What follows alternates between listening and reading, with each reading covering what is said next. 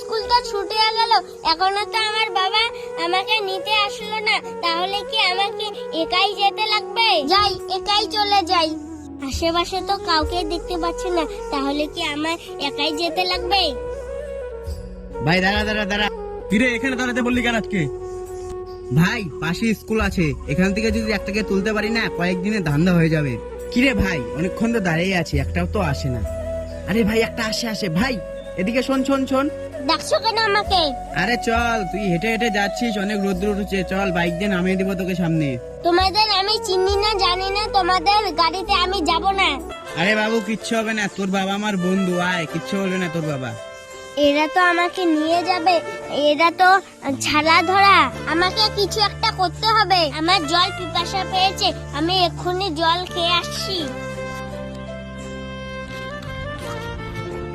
ওই তো আমার বাবা।